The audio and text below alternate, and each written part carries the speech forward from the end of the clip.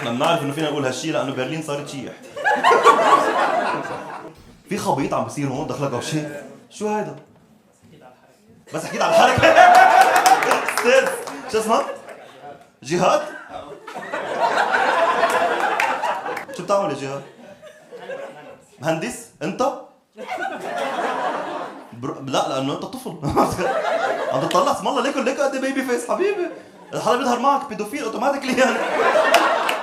حدا ظاهر معك الليله او شيء؟ خيي كبير.